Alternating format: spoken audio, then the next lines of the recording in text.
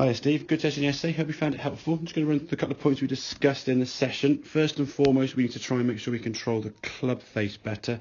Very common when people are hooking the golf ball off to the left, as you were, and struggling with golf balls going to the left, people just start aiming way out to the right there, just as kind of almost like a fail-safe or just desperation in some regard.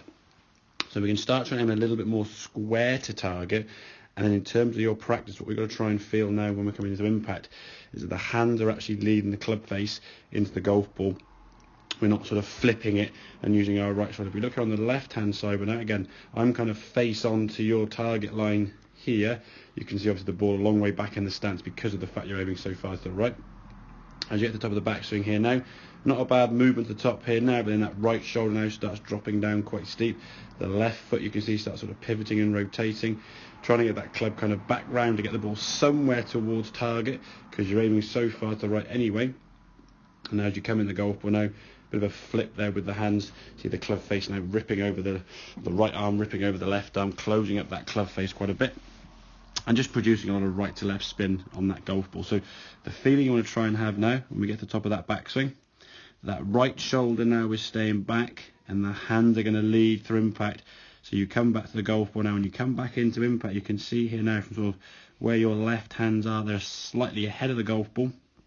As we come through now, really good strike position, weight on the left side, and then holding that club face now as you rotate through. You can see a very similar position now with your right arm.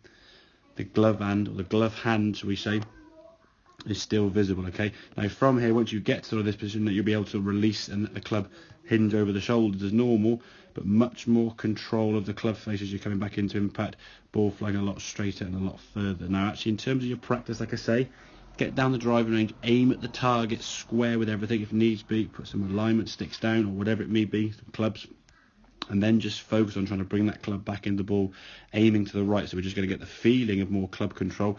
What's it feel like when the club aims off to the right? At the moment, all you could really do is just have the club face aiming way to the left. As we said, the way you try to compensate for that was just put masking tape on it, aim 30 yards right, 40 yards right, and just hope for the best. Unfortunately though, as we saw, it was creating a lot of hook spin there to the left. Now when you had loft in your hand, it was okay.